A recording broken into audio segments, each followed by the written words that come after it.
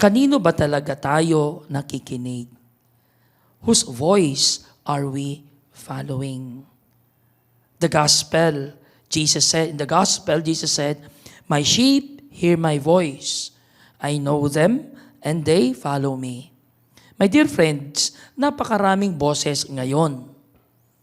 Boses ng takot, boses ng galit, boses ng fake news, boses ng inggit, boses ng politika, boses ng pera, boses ng kasalanan, boses ng barkada, boses ng mundo na madalas sabihin sa atin, unahin mo ang sarili mo.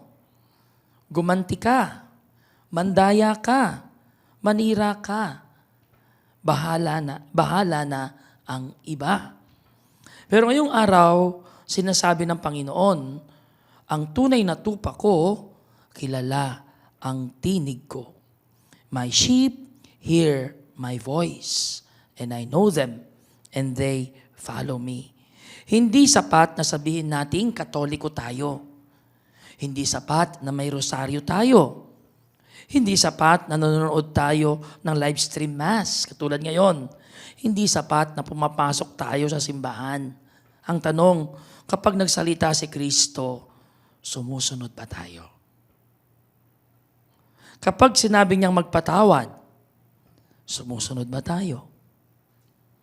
Kapag sinabi niyang magmahal, sumusunod ba tayo? Kapag sinabi niyang maging tapat, sumusunod ba tayo? Kapag sinabi niyang huwag magnakaw, huwag magsinungaling, huwag manlamang, sumusunod ba tayo? Kasi mga kapatid, ang problema ng marami ngayon, we want the comfort of the shepherd, but not the command of the shepherd.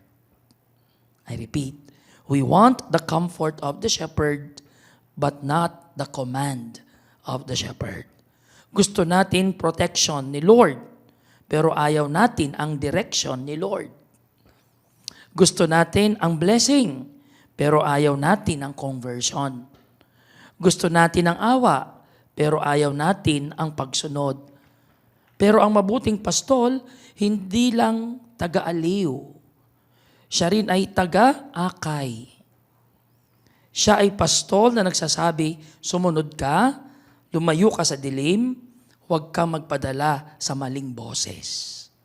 In our first reading, ang mga unang Kristiyano ay nagkalat dahil sa persecution. Pinahirapan sila, itinaboy sila, pinag-usig sila, pero anong nangyari? Hindi namatay ang pananampalataya. Lalong kumalat ang mabuting balita. At dito natin makita, ang tunay na alagad, hindi pinapatahimik ng pagsubok. Ang tunay na alagad, hindi pinapatahimik ng pagsubok. The true disciple does not stop when life becomes hard. Mga kapatid, baka may nakikinig ngayon na pagod na. Pagod sa pamilya, pagod sa trabaho, pagod sa sakit, pagod sa utang, pagod sa problema, pagod sa mga taong hindi marunong umintindi, pagod na ang puso. Let us listen. Now, ang persecution ng unang Kristiyano naging daan ng misyon. The persecution of the first Christians led to the mission. Ang sugat nila ay naging daan ng pagpapahayag. Ang takot nila naging daan ng lakas. Ang pagkalat nila naging paglaganap ng ebanghelyo. Kaya wag mong sabihin tapos ka na. Huwag mong sabihin wala ka ng silbi. Huwag mong sabihin hindi ka na kayang gamitin ng Diyos. Minsan, ang akala mong pagkawasak, iyon pala ang simula ng bagong misyon. Minsan, ang akala mong pagkawala, iyon pala ang daan ng Diyos para dalhin ka sa mas malalim na pananampalataya. At sa Antioch, sabi ng Gawa ng mga Apostol, doon unang tinawag na Kristiyano ang mga alagad. It is in Corinth that the Christians, the followers of Jesus, dati New Way, ngayon tinawag silang Christians. It is in Corinth. Napakabigat nito mga kapatid. Hindi sila tinawag na Kristiyano dahil may label sila. Hindi dahil may ID sila. Hindi dahil may uniform sila. Hindi dahil may religious post sila sa Facebook. Tinawag silang Kristiyano dahil nakikita sa buhay nila si Kristo.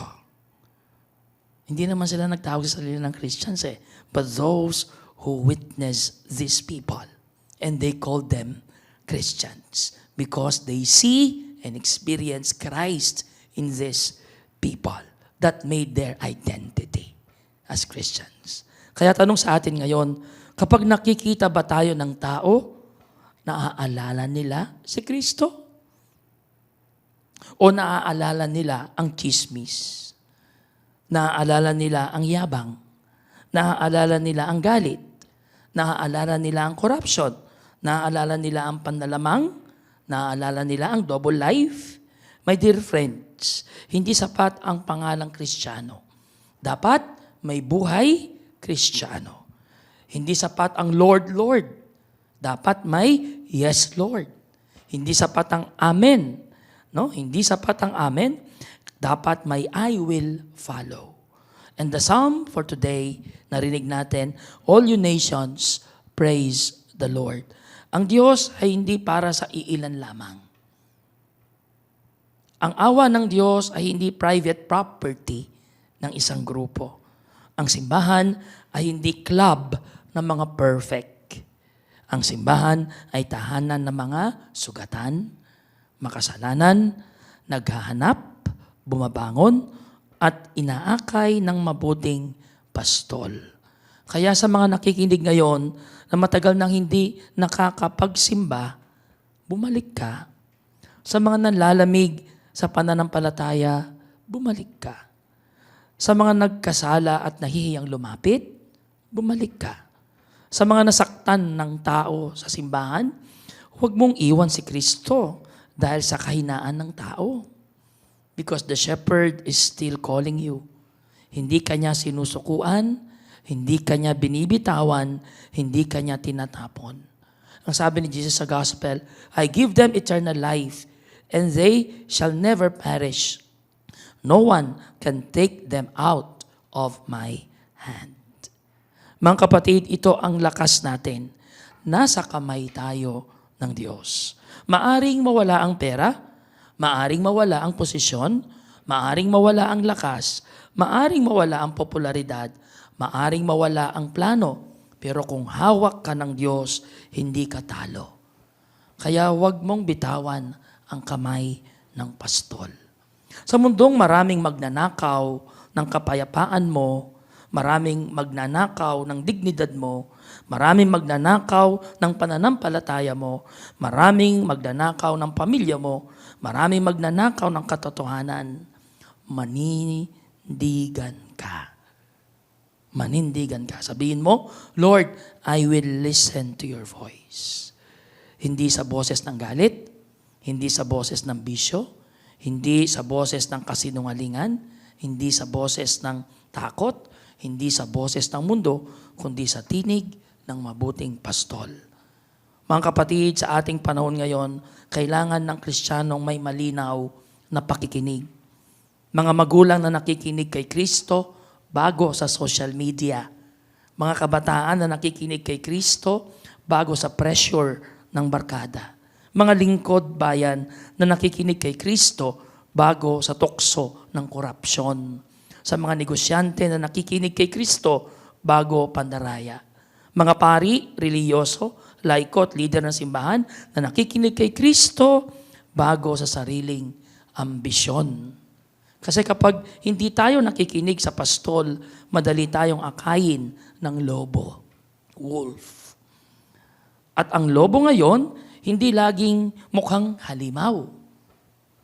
Minsan ang lobo mukhang opportunity. Minsan ang lobo mukhang pera. Minsan ang lobo mukhang pleasure. Minsan ang lobo mukhang power. Minsan ang lobo mukhang everybody is doing it. Pero ang tupa ni Kristo, marunong kumilala. Hindi iyan ang tinig ng pastol ko. Kaya ngayong araw, mga kapatid, habang tayo nakikinig sa radyo, at nanonood sa live stream, hayaan nating tanungin tayo ng Panginoon. Anak, naririnig mo pa ba ako? O mas malakas na ang mundo sa puso mo? Anak, sumusunod ka pa ba? O pinipili mo na lang ang madali? Anak, kilala mo pa ba ang tinig ko? O mas pamilyar ka sa ingay ng kasalanan? Mga kapatid, bumalik tayo sa tinig ni Jesus, sa panalangin, sa salita ng Diyos, sa Eukaristiya, sa kumpisal, sa pagpapatawad, sa paglilingkod, sa katotohanan, sa awa, sa kabanalan. At sa pagtatapos, ito ang ating panalangin. Panginoong Hesus, mabuting pastol, sa gitna ng ingay ng mundo, turuan mo kaming makinig sa iyong tinig. Kapag kami ay naliligaw, tawagin mo kami. Kapag kami ay natatakot, hawakan mo kami. Kapag kami ay mahina, buhatin mo kami. At kapag kami ay sumusunod sa maling boses, ibalik mo kami sa iyong kawan. Mga kapatid, tandaan natin, ang tunay na Kristiyano, hindi lang may pangalan ni Kristo. Ang tunay na Kristiyano, may tinig ni Kristo sa puso, may yapak ni Kristo sa buhay, at may pag-ibig ni Kristo sa gawa. Amen.